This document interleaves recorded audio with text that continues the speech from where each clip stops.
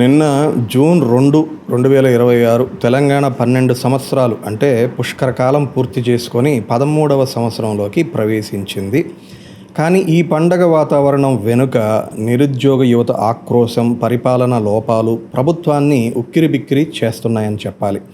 అయితే ప్రతిసారి ఈ వైఫల్యాల నుండి ప్రజల దృష్టిని మళ్లించడానికి ఒక పాత ఫార్ములా రాజకీయ స్క్రిప్ట్ తెరపైకి వస్తుంది. అదేమిటంటే ప్రాంతీయ సెంటిమెంట్ని రగిల్చి ఒక బాహ్య శత్రువుని చూపించడం. కానీ ఈసారి ఆ వ్యూహం పారలేదు. తెలంగాణ ఆవిర్భావ దినోత్సవం సాక్షిగా పవన్ కళ్యాణ్ రాజకీయ ప్రసంగాల స్థాయిని దాటి తిరుగులేని చారిత్రక, ఆర్థిక మరియు ఎన్నికల గణితంలో కూడిన నిజాలెన్నో బయటపెట్టారు ఆయన. ఇందులో మొత్తం 25 పాయింట్లు ఉన్నాయి. వాటి సారాంశం వెనుకున్న అసలు సత్యాలు ఏమిటో తర్వాత వివరిస్తాను. ముందుగా అసలు తాను మాట్లాడిన ఆ 25 పాయింట్లు ఏవైతే ఉన్నాయో క్లుప్తంగా చూద్దాం. మొదటిది తెలంగాణపై నా ప్రేమ రాజకీయాలకు అతీతం. 2007 నుంచే రాజకీయ బీజం పడింది. ఇప్పటి జనసేన తెలంగాణ నాయకులు కూడా 2007లో యువరాజ్యం పెట్టినప్పటి నుండి ఉన్న నాయకులే ఉన్నారంట. 2, ఆదిలాబాద్ గోండు తండాల్లో నిలబడ్డాను, ఓట్ల కోసం కాదు, ప్రజల కోసం. 3, నేను వ్యతిరేకించింది కాంగ్రెస్ విభజన విధానాన్ని కానీ తెలంగాణను కాదు. అంటే ఒక వారం రోజుల పాటు ఆయన భోజనం చేయలేదు ఇట్లాంటివి అన్నారు కదా 2014 మీటింగ్లో, దాని గురించి క్లారిటీ ఇచ్చారు. వైఎస్ఆర్సీపీ ఆంధ్రాలో వారాహి ఆపినప్పుడు తెలంగాణ అన్నదమ్ములు నాకు అండగా నిలిచారు. ప్రజల కోరిన రోజునే నేను తెలంగాణలోకి వస్తాను. నిజంగా విద్వేషం ఉంటే ఇక్కడ ఒక్క ఆంధ్రుడు కూడా ఉండేవాడు కాదు. ఇది తెలంగాణ ప్రజల ప్రేమ, ఆదరణ, అది ఎవరూ మర్చిపోలేరు. హైదరాబాదులో ఎలా అడుగు పెడతావో చూద్దాం అని బెదిరించే వాళ్ళకి నీ అయ్యే జాగిరా తెలంగాణ. ఇది ఆయన జల్సాలో కూడా అన్నట్టుంది ఇదే డైలాగు. 2019లో ఓడినప్పుడు మన తెలంగాణలో ఉంటే నీకు ఈ పరిస్థితి వచ్చేది కాదన్న అని అన్నారంట ఇక్కడ తెలంగాణ వాళ్ళు. బాంచన్ నీ కాలు మొక్కుతా అనే లాంటి వాడినైతే పార్టీ ఎందుకు పెడతాను అంటే అంత భయపడే వాళ్ళమైతే ఇక్కడ పార్టీ పెట్టం కదా అని. 12 సంవత్సరాల తెలంగాణ వచ్చిన తర్వాత కూడా ప్రాంతీయ విద్వేషాలు రెచ్చగొట్టే పాత మోడల్తోనే ఇంకా ఎంతకాలం ఈ రాజకీయాలు చేస్తారు? ఇందాక చెప్పుకుని ఇదే పాత మోడల్. తెలుగు సినిమా పరిశ్రమ హైదరాబాద్కు తెచ్చింది మర్రి చెన్నారెడ్డి గారు. వారు తెలంగాణ వాసులే కదా అని. నేను చెరువు కబ్జా చేశానని నిజంగా రుజువు చేస్తే మాత్రం మీకే అది రాసిస్తానని కూడా చెప్పారు. ప్రపంచ కార్మికులారా ఏకం రండి అనే నినాదంతో ఎత్తుకున్నటువంటి ఈ సిపిఐ కమ్యూనిస్టు భావజాలం ఏదైతే ఉందో ఈరోజు ప్రాంతం దగ్గరకు వచ్చేసింది. కమ్యూనిజం చచ్చింది ఈ ప్రాంతీయత వల్లే, ఈ సంకుచిత మనస్తత్వం వల్లనే. అంటే ఈ వామపక్షాల అంశంలోనే గద్దర్ గారి గురించి కూడా ప్రస్తావించారు. గద్దర్ గారికి వెన్నుపూసలో బుల్లెట్ గుండ్లు దిగినప్పుడు ఆయన ఎక్కువసేపు ఆటోల్లో నేను కూర్చోలేకపోతున్నాను తంబి అని చెప్తే వారికి ఈయన ఒక బండి కూడా కొనిచ్చారంట, అది కూడా చెప్పారు. అసలు ఎప్పుడో 2008-9 ప్రాంతంలోనే యువరాజ్యం పెట్టిన తర్వాత నా పైన వేసిన మొదటి కేసు ఏంటో తెలుసా? తెలంగాణ భీమ్రావ్ వాడ కోసం కాంగ్రెస్ ఏదో ఆఫీస్ విషయంలో వాళ్ళు ఏదో బెదిరిస్తే తను వెళ్ళి గొడవ పడ్డాడంట. అది తన పైన వేసిన మొట్టమొదటి కేసు. ఇది ఎందుకు చెప్తున్నారంటే అసలు తెలంగాణ కోసం జరిగిన మొట్టమొదటి కేసు, అసలు తన పైన పడిన ఒకే ఒక కేసు, మొట్టమొదటి కేసు కూడా ఈ తెలంగాణ అంశంలోనే తను ఎదురు తిరిగినప్పుడు పడిందని చెప్పడానికి. 15వది యురేనియం తవ్వకాలపై నిరసనలో ఒక కుర్రాడి బాధ. మల్లికార్జును శివ అని ఎవరో వచ్చారంట ఆయన ఆఫీస్ ముందుకి. అది కదిలిచ్చి ఆయన్ని అసలు ఆ సమస్య ఏమిటని తెలుసుకున్న తర్వాత అఖిలపక్ష సమావేశం నేను పెట్టాను. అప్పుడు రేవంత్ రెడ్డి గారు ఇంకా టీడీపీలోనే ఉన్నారు. ఆయన ప్రత్యేకించి నేను పిలవలేదు, కానీ వారికి వారు స్వతహాగా వచ్చారు. కృతజ్ఞతలు, ఆయన అంటే నాకు మంచి అభిప్రాయం ఉందని కూడా చెప్పారు. అటు ఆంధ్రాలో తెలంగాణ వాళ్ళు, ఇటు తెలంగాణలో ఆంధ్ర వాళ్ళు, రెండు వైపులా కాంట్రాక్టర్లు ఇరువురు అటు ఇటు బాగానే పనిచేసుకుంటున్నారు, డబ్బులు సంపాదించుకుంటున్నారు. ఎవరిని బేవకూఫ్ చేస్తున్నారు మీరు అంటే ప్రజల్ని మోసం చేయకండి అని చెప్పడం. 17వ పాయింట్, 12 సంవత్సరాల్లో అంటే అప్పుడు తెలంగాణ ఉద్యమం సమయంలో ఇట్లా 1200 మంది ఉద్యమకారులు చనిపోయిన ఈ 12 సంవత్సరాల్లో ఒక్క మాట కూడా నేను మాట్లాడలేదు. వాళ్ళ మీద ప్రేమతో నేను అట్లా ఇప్పుడు దాకా మాట్లాడపోవటానికి కారణం అదే. ఎందుకంటే ఇంత దానాలు చేసి మరీ సాధించుకున్న తెలంగాణ పైన మనం ఎందుకు మాట్లాడటం? అది నిర్మాణం అవ్వాలి, అది మెరుగుపడని, అది ప్రగతిలోకి రావటమే కదా మనం కోరుకుంది. దానికి సమయం ఇవ్వాలి, కనీసం ఒక దశాబ్ద కాలం ఇవ్వకపోతే ఎట్లాగా అని నేను ఇన్నాళ్ళు మౌనంగా ఉన్నాను. కానీ నా ప్రేమను కనుక శంకిస్తే ఇప్పటి వరకు నేను నిర్ణయించుకోలేదు. మీరు అంటున్నారు కాబట్టి చెప్తున్నాను, తెలంగాణలో జనసేన ఉంటుంది. మేము పోటీ చేస్తాము, అవసరమైతే తెలంగాణ అంతా తిరుగుతూ నేనే తిరుగుతూ ప్రతి సమస్య మీద మాట్లాడుతూ ప్రతి అన్యాయాన్ని ఎదుర్కొంటాను. ఏం మాట్లాడతారు మీరు, ఇది తెలంగాణ భారతదేశంలోనే అంతర్భాగం అని బల్లగుద్ది చెప్పారు. ఇక్కడ ఆయన చాలా నిష్పక్షపాతంగా గొంతెత్తి మాట్లాడారు. 18వ పాయింట్, మా తెలంగాణ నాయకులు నన్ను వదిలి వెళ్ళలేదు, వాళ్ళని నేనే వదిలిపెట్టానన్నారు. వేర్పాటువాదం మంచిదే, కానీ దేశ సమగ్రత విచ్ఛిన్నం కానంత వరకే. 20వ పాయింట్ చాలా ఇంపార్టెంట్. రాహుల్, ప్రియాంక, ఇందిరా, గాంధీ ఫ్యామిలీ, పివి నరసింహారావు గారు అందరూ వేరువేరు ప్రాంతాల నుండే పోటీ చేశారు కదా, మరి నన్నెందుకు ప్రత్యేకంగా అడ్డుకుంటున్నారు, ఇది మీ కపట వైఖరి కాదా, వాళ్ళని ప్రశ్నించాడు కేంద్ర నాయకులను కూడా. ఇవన్నీ డైవర్షన్ టాక్టిక్స్. ఆంధ్రాలో 4.2% ఉంటే తెలంగాణలో 5% ఉంది. ఉపాధి అవకాశాలపై మాట్లాడండి. పవన్ కళ్యాణ్పై తిట్లతో మీకు వచ్చేది ఏంటంటే సమస్యలపై దృష్టి పెట్టండి, డైవర్షన్ ఎందుకు చేస్తున్నారు అని. ఇది చాలా కీలకం. అసలు ఎందుకు ఈ ఉద్యోగ అంశం అని చెప్పాడనేది నేను వీడియోలో ఇప్పుడు వివరిస్తాను. ఆంధ్రోడు, గుజరాతోడు, మార్వాడివాడు, తమిళోడు, కన్నడవాడు ఇలా విభజించుకుంటూ పోతే ఆ వాదం ఏదైతే ఉందో అది తీవ్రవాదం కన్నా ప్రమాదకరమైంది అన్నాడు. తెలంగాణ వ్యతిరేకించిన సిపిఎం, ఎంఐఎం గురించి ఎందుకు మాట్లాడరు, ఇది వాస్తవా తేలుద్దాం. ఇప్పుడు వారితో కలిసి పనిచేస్తున్నారు కదా ఎవరు, కాంగ్రెస్ వాళ్ళు. ఆంధ్రాని ద్వేషిస్తారు, కానీ పాకిస్తాన్ దాడులపై మాత్రం, అంటే పెహల్గాంలో జరిగిన దాడులపై మాత్రం ప్రేమ చూపిస్తారా? ఇది ఆయన అద్దంకి దయాకర్ ఉన్నాడు కదా, కాంగ్రెస్ విప్పు, ఎమ్మెల్సీ కూడా అనుకుంటా, ఆయన గురించి అన్న మాటలు. ఇక ఆఖరి పాయింట్, ఇది ఇలాగే ఇదే తీరుగా పోతే రేపటి రోజున వందే మాత్రం పాడనంటాడు, జనగణమన పాడనంటారు. ఎందుకంటే రెండు ఒక రాష్ట్రానికి సంబంధించింది కదా, అది బెంగాల్ కాబట్టి నేను పాడనని ఈ సంకుచిత భావం. అందుకే కేంద్రం కూడా దీనిపైన దృష్టి సారించాలి. లేదంటే తమిళనాడోడేమో హిందీ గోబ్యాక్ అంటాడు, హైదరాబాద్లో ఏమో మార్వాడి గోబ్యాక్ అంటాడు, నార్త్ ఇండియా గోబ్యాక్ అంటాడు, ఎవడికి తోచింది వాడు అంటుంటాడు. ఇవన్నీ దేశాన్ని విచ్ఛిన్నం చేసే భావాలు, కలిపేవి కాదు. భారతదేశం అంతా ఒకటే కదా అనేది ఆయన చెప్పారు. సేమ్ ఇలాగే టీఎంసీ నాయకులు కూడా అమిత్ షాకి బెదిరింపులు చేశారు, నువ్వు ఇక్కడికి వస్తే జాగ్రత్త, తరమేస్తాం అని వెస్ట్ బెంగాల్లో టీఎంసీ నాయకులు, మమతా బెనర్జీ వాళ్ళు అన్నారు. కానీ అక్కడ ప్రజలు తన్ని టీఎంసీ నాయకుల్ని తరిమేశారు. ఎందుకంటే నాయకులు మాట్లాడేది వేరు, ప్రజల మనస్సుల్లో వాళ్ళ అభిమతం వేరుగా ఉంటుంది. అదే మనకు రుజువు. అంటే తను ఇక్కడ చేస్తున్నది కూడా మీరు జాగ్రత్తగా ఉండండి అని ఒక హెచ్చరింపు. ఎందుకంటే ప్రజలు వేరు, నాయకులు వేరు, అది నిజమే. ఈ రోజు విమర్శిస్తున్న గొంతుల్లో ఎవరు ఆ రోజు లేరు. నక్సల్ ప్రభావిత ఆదిలాబాద్ జిల్లాలో ఇప్పుడు విమర్శిస్తున్న నాయకులు ఎవరు తిరగలేదు, మీ సౌకర్యాల నుండి బయటపడలేదు. ఆదిలాబాద్ గోండు తండాల్లో తిరిగాము, నిలబడ్డాము, ప్రజలకు అవసరమైతే బోర్లు వేయించాము, దాహం తీర్చే ప్రయత్నం చేశాం. ఆ రోజు ఓట్లు పడతాయా, ఫ్యూచర్లో జనసేనకి ఏదో పార్టీ పెడతామని నాకేమంత ఫ్యూచర్ ప్లాన్స్ లేదు, నాకు ఇష్టం కాబట్టి, తెలంగాణ పైన ప్రేమ ఉంది కాబట్టి ఇవన్నీ చేశాను అన్నాడు. ఇది సూటిగా నిక్కచ్చిగా ఆయన తేల్చి చెప్పిన జనసేన అధినేత శ్రీ పవన్ కళ్యాణ్ గారి ప్రసంగం అన్నమాట.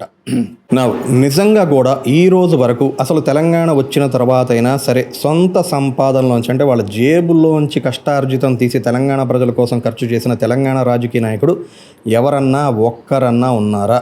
అది మనం గూగుల్లో వెతికి చూసినా కూడా ఒక్కరు కూడా కనపడరు అంటే అతిశయోక్తి కాదేమో.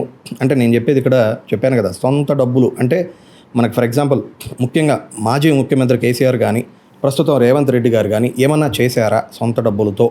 కేసీఆర్ గారు నాకు తెలిసినంతవరకు అప్పట్లో ఈ మన తిరుమల తిరుపతి దేవస్థానానికి సుమారు 5.5 కోట్ల రూపాయలు గోల్డ్ డొనేషన్ చేశారు. అది కూడా స్టేట్ గవర్నమెంట్స్, అది కామన్ గుడ్ ఫండ్ అని ఒకటి ఉంటుంది, దాని నుంచి చేసినవే.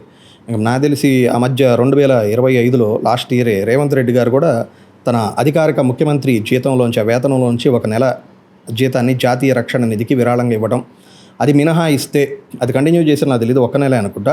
ఇంకేమైనా చేశారా వాళ్ళ సొంత, అంటే గజ్వేలు, కొడంగల్ కాన్స్టిట్యుయెన్సీ డెవలప్మెంట్ అన్నీ కూడా స్టేట్ బడ్జెట్స్, ఆ స్పాన్సర్డ్ ఫండ్స్ నుండే కానీ ప్రైవేట్ ఫిలంథ్రఫీగా చేసినవి ఏమైనా ఉన్నాయా? నాకైతే తెలియవు, సబ్జెక్ట్ టు కరెక్షన్, బట్ ఉంటే కామెంట్స్లో చెప్పండి. కానీ ఇదే ఆంధ్రోడు అని ముద్ర వేయాలని ప్రయత్నిస్తున్న పవన్ కళ్యాణ్ మాత్రం చేసిన ప్రతిదానికి రికార్డెడ్ ప్రూఫ్ ఉంది. 2007లోనే ఆదిలాబాద్ ట్రైబల్స్కి బోర్వెల్స్ వేయించిన మాట అందరికీ తెలిసిన విషయమే. 2014లో కూడా నల్గొండ ఫ్లోరిసిస్కి సపోర్టుగా నిలిచాడు. తీవ్రమైన భూగర్భ జలాలు, ఆ ఫ్లోరిసిస్ సంక్షోభం ఉన్న ఫ్యామిలీస్కి ఆదుకుంటానని కూడా ఆయన మాట ఇచ్చాడు. ఆ తర్వాత 2018లో board of disabled cricket association, BDCA అని ఒకటి ఉంది, ఇది దివ్యాంగులదనమాట. T20కి ఆయన 5 లక్షల రూపాయలు డొనేట్ చేశారు. అందరికీ మామూలు T20 తెలుసు కానీ ఇది ఒకటి ఉందని తెలియదు కదా.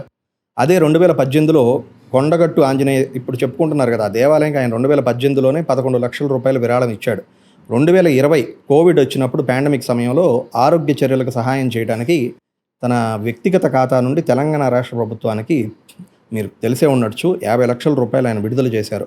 అదే సంవత్సరం 18లో చాలా వినాశకరమైనటువంటి పట్టణంలో వరదల తర్వాత హైదరాబాద్ రాజధాని అది పునర్నిర్మించడానికి తన వ్యక్తిగత నిధుల నుండి తెలంగాణ ప్రభుత్వానికి ₹1,00,00,000 విరాళంగా అందించారు. అప్పుడు కె. చంద్రశేఖరరావు గారు he was the chief minister of Telangana అప్పుడు దెన్. ఇక మీకు ఖమ్మం నివాసి ఒక ఆమె ఉంది, ఆయన లక్ష్మి అనుకుంటా ఆమె పేరు. ఆ మహిళ పవన్ కళ్యాణ్ సంప్రదించారంట. ఆమె ఒక సమయంలో ఇంటికి వచ్చినప్పుడు ప్రయత్నించారంట.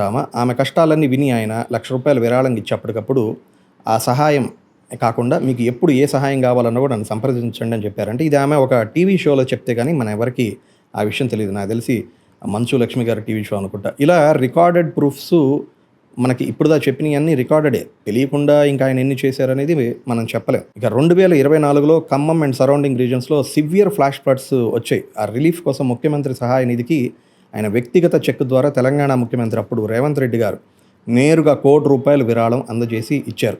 ఈ 2026లో ఇదే సంవత్సరం జనవరిలో అనుకుంటే తన రాజకీయ సిఫార్సు ఆయన పరిపాలన పలుకుబడి ఇది విజయవంతంగా ఉపయోగించుకొని తిరుమల తిరుపతి దేవస్థానం టీటీడీ వారి ఆధ్వర్యంలో నుంచి 35 కోట్లు నిధుల్ని కొండగట్టుకి పుణ్యక్షేత్రం అభివృద్ధి ఆ విస్తరణకి అందజేశారు. ఇందులో భాగంగా జనవరి 3న 26 ఇదే సంవత్సరం దీక్షా విరామ మండపం మరియు అక్కడ 96 గదుల యాత్రికుల విశ్రాంతి గృహాన్ని నిర్మించడానికి శంకుస్థాపన కూడా చేశారు. ఎవరు? మన పవన్ కళ్యాణ్ గారు. చూశారు కదా, ఇన్ని చేశాడు ఆయన. అసలు కొంత మనస్సాక్షి ఉండాలి కదా. నువ్వు తెలంగాణకు వచ్చేందుకు పర్మిషన్ అసలు మేము ఇవ్వము ఇట్లాంటి అంటానికి మనస్సాక్షి ఉందా? ఇది ఎలా ఉందంటే అమ్మ పెట్టదు అడుక్కునేదు అన్నట్లు. మరి తెలంగాణ ప్రాంతీయవాదం తెస్తున్న వారు ఏది ఈ కొంతమంది స్వార్థపరులు ఏ రోజైనా చిల్లి గవ్వ సహాయం చేశారా? మరి సొంత డబ్బులు ఒక్క పైసా తీయని వాళ్ళు పవన్ కళ్యాణ్ని ఈయన ఇన్ని సహాయాలు చేస్తుంటే సరే మీరు ప్రశ్నించకపోయినా అడిషనల్గా అదనంగా మీరు తెలంగాణ ద్రోహి ఆంధ్రోడివి అనడంలో మీ విభజించి పాలించు అనే వైఖరి తెలంగాణ ప్రజానీకానికి అర్థం కాలేదనుకోవటం మీ మూర్ఖత్వమే. 2 బాంచన్ని కాల్ మొక్కుతా అనే మాట వాడారు. ఇది చాలామంది అక్కడ ఆంధ్రప్రదేశ్ ప్రాంతానికి చెందిన వారికి ముఖ్యంగా నేటి తరం వాళ్ళకి ఇది ఏముందిలే, ఇది వాళ్ళకి దాని లోతు తెలియపోవచ్చు, ఏ సందర్భంలో అంటారు అసలు ఇది తెలియపోవచ్చు. కానీ తెలంగాణ ఉద్యమంలో మరీ ముఖ్యంగా సాయుధ పోరాటం గురించి కొంచెం తెలిసినా కూడా ఈ మాట వెనుక ఉన్న లోతైన బాధ అది అసలు ప్రాంతాలతో సంబంధం లేకుండా మనిషన్న ప్రతి ఒక్కడి గుండె బాధతో బరువెక్కుతుంది. ఈ మాట మీకు సింపుల్గా చెప్పాలంటే ఈ తెలంగాణ గడ్డపై ఉన్న బడుగు బలహీన వర్గాలు, వెనుకబడిన తరగతులు, ఆ చేతి వృత్తుల వాళ్ళు వీళ్ళు ఉంటారు కదా, దళితులు జీవితాలపై అప్పట్లో సంపూర్ణ గుత్తాధిపత్యం అంటారు వ్యవహరించేవి అగ్రవర్ణ భూస్వామ్య సంపన్నులు. ఇందులో ముఖ్యంగా ఈ అగ్రవర్ణ భూస్వాములు ఎవరు ఉంటారంటే రెడ్డి మరియు వెలమ సామాజిక వర్గాల చేతుల్లో ఇదంతా కేంద్రీకృతమై ఉండేది ఆ రోజుల్లో. అప్పుడే మీకు వెట్టి చాకిరి అంటే ఎలాంటి ప్రతిఫలం లేని బలవంతపు బానిస శ్రమ జీవితాంతం తరతరాలుగా వాళ్ళకి ఉడిగం చేయాలన్నమాట ఆ దొరలకు. అది వెట్టి చాకిరి అంటారు. మీకు ఇది ఉంది కదా మా భూమి చిత్రం, పల్లెటూరి పిల్లగాడ పసులుగా సే మొనగాడ పాలుమర చెన్నాళ్ళయిందో ఓ పాలబుగ్గల జితగాడ కొలువు కుదిరెన్నాళ్ళయిందో. ఆ పాట తలుచుకున్నా చూసిన ఇప్పటికి కూడా హృదయం ద్రవిస్తుంది. ఆ బాబు ఎండలో కష్టపడుతుంటాడు ఆ బర్రెలకి వాటికి గడ్డేస్తూ. ఆ వీడియో చూడండి. ఇది పాట కాదు, ఆ వెట్టి చాకిరి బానిస బ్రతుక్కి నిదర్శనం. అంతకంటే దారుణమైనవి అసలు ఒక మాయని మచ్చ ఆడబాప అనే ఒక దాసి వ్యవస్థ ఉండేది. ఈ ఆచారం ప్రకారం ఏంటంటే ఒక దొర కుమార్తెకి వివాహమైనప్పుడు ఆ యువతులను ముఖ్యంగా అందమైన యువతుల్ని ఎంచుకొని మరి ఆ వధువుతో పాటు ఆ దొర బిడ్డ కట్నంలో భాగంగా పంపించేవారు. ఆ యువతులు తమ జీవితాంతం అన్నమాట ఈ పంపించిన వాళ్ళు ఆ కొత్త ఇళ్లల్లో ఆ రాతి గోడల మధ్య దొరల గడి అనేవాళ్ళు.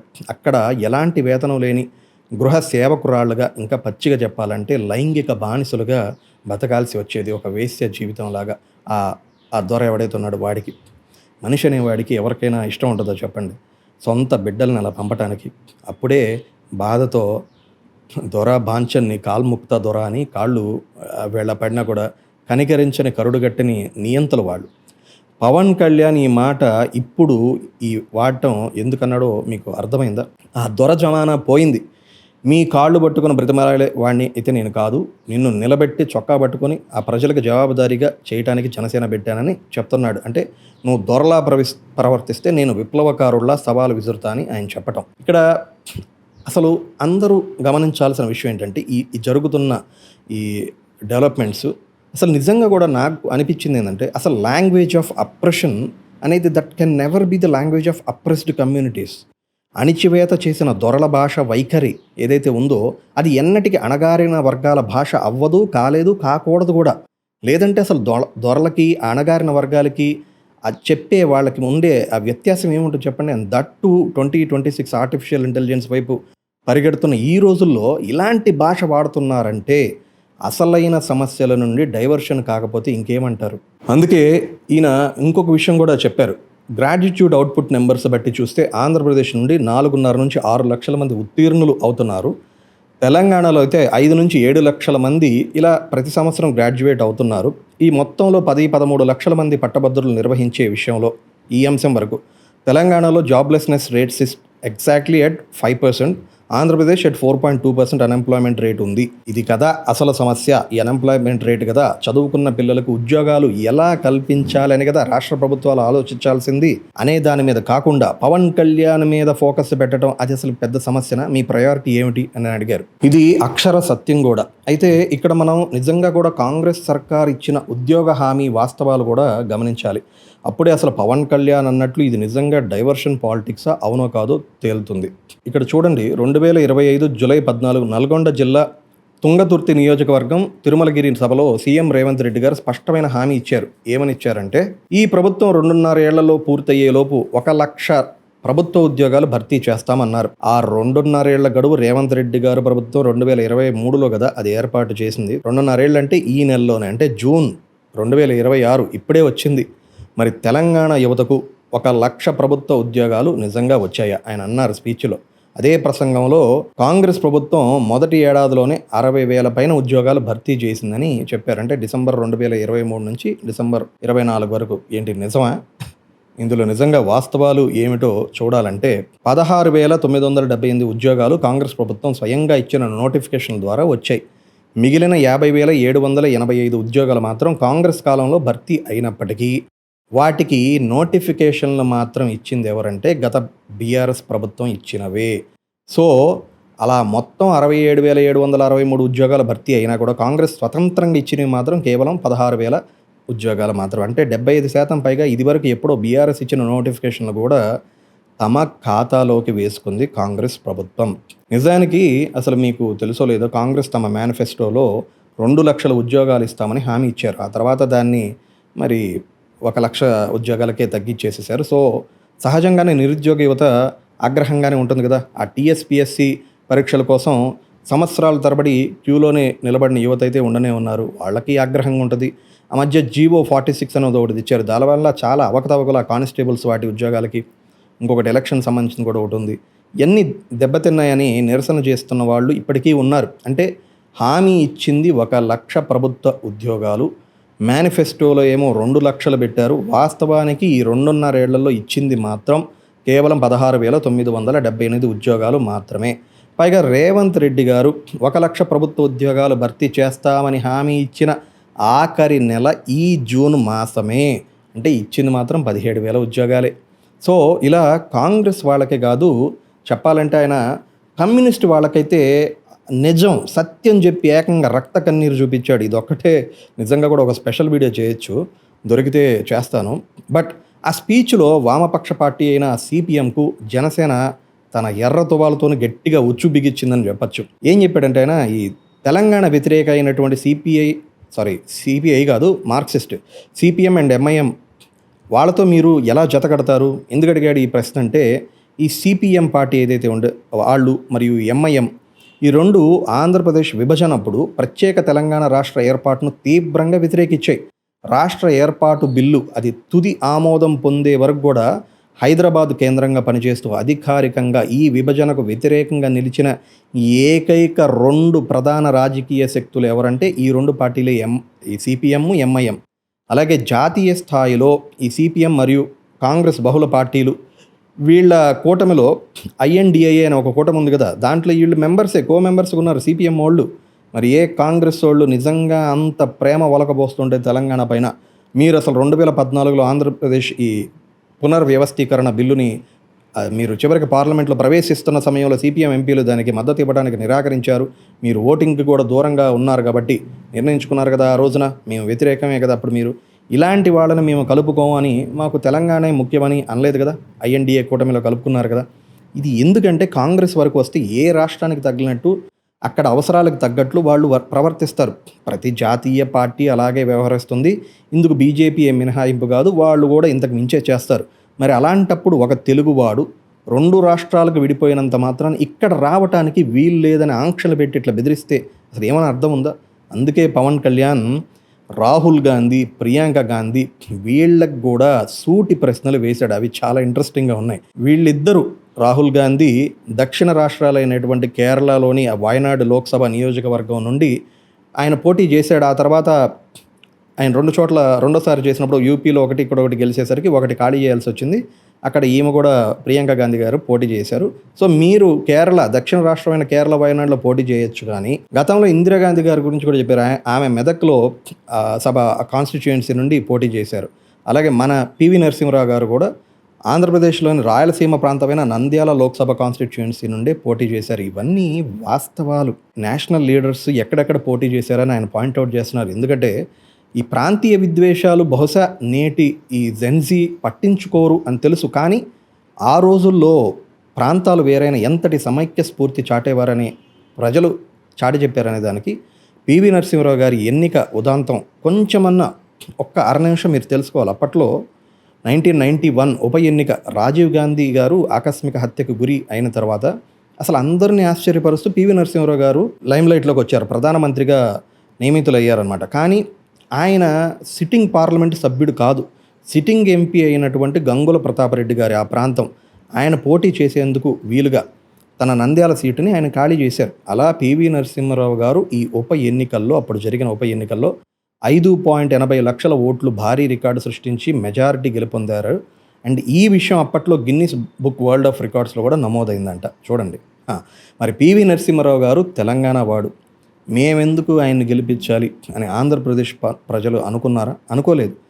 ఆయన మా మనిషి, మా తెలుగువాడు, మా సంపద అని అంత ఘన విజయాన్ని ఇచ్చారు. చరిత్ర చెప్తున్నటువంటి ఉదాంతం ఇలాంటివి ఎన్నో ఉన్నాయి. నిజంగా ప్రాంతీయ విద్వేషాలు ప్రజల్లో ఉంటే ఆయనకు అంతటి గౌరవం దక్కేదా? దక్కదు కదా. ఇప్పటిలాగా ఇట్లాంటి సంకుచిత మనస్తత్వాలు ఉన్న వాళ్ళు ఉన్నట్టే. మరి రాహుల్ గాంధీని ఎప్పటికైనా ప్రధానమంత్రిని చేయాలన్నదే నా కల అని చెప్పుకునే రేవంత్ రెడ్డి గారు ఆలోచించాలి కదా సార్. మీరు ఇతర కాంగ్రెస్ నాయకులు వాళ్ళందరూ కూడా ఎక్కడో దాకెందుకు, ఏ రాష్ట్రాల్లో ప్రధానమంత్రి అంటే ఒక రాష్ట్రం వాళ్ళు ఓట్లేస్తే అవ్వరు కదా. మన పక్కన ఉన్నటువంటి తెలుగువాడితోనే మీకు ఐకమత్యం లేకపోతే ఆయన ప్రధానమంత్రి అవ్వడం దేవుడికి ఎరుక. ఇలా పవన్ కళ్యాణ్ని నియంత్రించి ఆంక్షలు పెట్టి మీరు అసలు ఉన్నత విలువలు పాటిస్తున్నారా లేదా అని ఒక స్వీయ పరిశీలన చేసుకోవాల్సిన పరిస్థితి వచ్చింది నిజంగా కూడా. ఇది రేవంత్ సర్కారుకు నిజంగా కూడా అసలు వాళ్ళు ఒక ఇన్వైటెడ్ ప్రాబ్లం, మీకు మీరే లేని సమస్యని ఆహ్వానించుకున్నట్టున్నారు. ఆల్రెడీ మీకు కాంపిటీషన్లో బీఆర్ఎస్ ఉంది, బీజేపీ చాలదన్నట్లు ఇప్పుడు జనసేన కూడా మీకు చెక్మేట్ అవ్వబోతుంది. పవన్ కళ్యాణ్ ఈ విషయం ఈ స్పీచ్లో స్పష్టంగా చెప్పాడు, మేము 2028 ఎన్నికల్లో పోటీ చేస్తాము అని. అవసరమా? అసలు కాంగ్రెస్ హిస్టరీ అంతా కూడా ఇదే దరిద్రం. వాళ్ళకి అసలు బయట నుండి ఎనిమీస్ అవసరం లేదు, ఆ ఇంటర్నల్ ఎనిమీసే. రేపు రేవంత్ రెడ్డి గారిని ఓడించడానికి కళ్ళెం కట్టుకొని సొంత వాళ్ళు రెడీగా తయారవుతున్నారని ఇది అసలు ఆల్రెడీ జగమెరిగిన సత్యం. ఇది మనకు ఇంకొక ఉదాహరణ అని చెప్పచ్చు. ఎందుకంటే గోటితో పోయేదానికి గొడ్డల దాకా తెచ్చుకోవటం అంటే ఇదే కదా. హైదరాబాదు ఈ రంగారెడ్డిలో బీఆర్ఎస్ కన్నా మేమే బెస్ట్ అని ప్రూవ్ చేయకపోగా ఇప్పటి వరకు ఆ హైడ్రాతో వ్యతిరేకత పెరుగుతున్న సమయంలో అది తప్పని నేను చెప్పట్లేదు, చాలా నెసెసిటీ. ఎందుకంటే ప్రకృతికి మించింది ఏదీ లేదు. మనుషులు ఎంత దుర్మార్గులో కూడా నాకు తెలుసు, అందరికీ తెలిసిందే. దుర్మార్గులు కాబట్టి బయటకు చెప్పుకోరు, అంతా నాయకుల మీద దోస్తారు. అయితే ఇది ఒక పెద్ద కోడి ముందా గుడ్డు ముందా అనే సమస్యలాగా ఉంటుంది. ఆ వాదనలోకి మనం వెళ్ళొద్దు. వాట్ ఎవర్, హైడ్రా వల్ల వ్యతిరేకత పెరుగుతున్న సమయంలో బీజేపీకి ఓట్ షేర్ పెరిగింది స్పష్టంగా. మొన్న జరిగిన ఎలక్షన్స్లో కూడా తెలుస్తున్నప్పుడు ఇప్పుడు మళ్ళీ ఆంధ్ర తెలంగాణ విభేదాలు తెచ్చి జనసేనను కూడా మీరే ఇన్వైట్ చేశారు పోటీ చేయడానికి. అసలు కాంగ్రెస్ వాళ్ళకి ఏం పని అండి ఇట్లాంటి స్టేట్మెంట్స్ ఇవ్వడానికి? అసలు వీళ్ళు ఎందుకు చేశారంటే బీఆర్ఎస్ ఎప్పుడు ఈ ఆంధ్ర తెలంగాణ సెంటిమెంట్ యూజ్ చేసేసి బీఆర్ఎస్ పార్టీ ఈసారి కూడా ఎక్కడ మైలేజ్ వాళ్ళు పొందేస్తారు అనే డిఫెన్స్లో పవన్ కళ్యాణ్ని అడ్డుకున్నారు తప్ప అసలు హైదరాబాద్ ప్రజలకి లేదంటే రంగారెడ్డి జిల్లాకి నిజం చెప్పాలంటే తెలంగాణ సమాజం మొత్తానికి మనం ఇచ్చిన హామీలు నెరవేర్చడం వలన అంటే కేసీఆర్ గారి ప్రభుత్వం కన్నా కూడా బీఆర్ఎస్ ప్రభుత్వం కన్నా కూడా మనం మెరుగ్గా పనిచేస్తాం, అప్పుడే మనం మళ్ళీ అధికారంలోకి వస్తామని చిన్న లాజిక్ మిస్ అయ్యారు. ఇదండి నిన్నటి పవన్ కళ్యాణ్ గారి స్పీచ్ హైలైట్స్.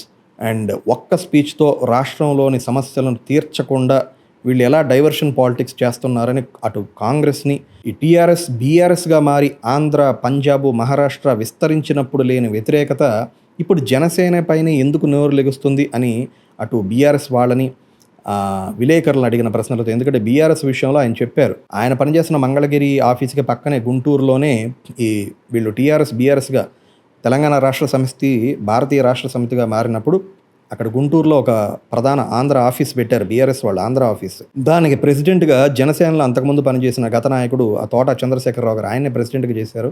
అది నేను ఆహ్వానించానన్నారు. నిజంగా విద్వేషాలుంటే అవన్నీ సాధ్యం అవ్వవు కదా. మీరు అన్ని చోట్ల విస్తరిస్తున్నప్పుడు ఎందుకు జనసేనకి ఈ మూకుమ్మడి దాడి అనేది ఆయన సూటి ప్రశ్న, అంతే కదా. నిన్నే హిపోక్రసీ అంటారు. నిజంగా కూడా ఆయన కూడా ఇదే పదం వాడారు. ఎంత కాంట్రడిక్షన్ స్టేట్మెంట్స్ ఉన్నాయి, ఎంత హిపోక్రసీ, ఎందుకు ఈ కపటమైనటువంటి బుద్ధి అనేది ఆయన వాదన. అది నిజమే కూడా. బీజేపీని కూడా నిజం చెప్పాలంటే ఆయన ఒక తెలియని సంకట మీమాంసలో పడేశారని చెప్పచ్చు.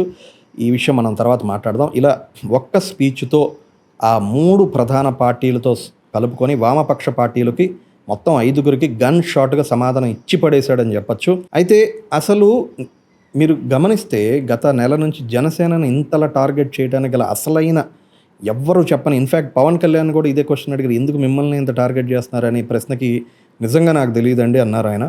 కానీ మన కళ్ళ ముందే దాగి ఉన్న ఒక రాజకీయ అంకెల గారడి ఒకటి ఉంది. అదేమిటో నెక్స్ట్ వీడియోలో చెప్తాను. Stay healthy and stay happy.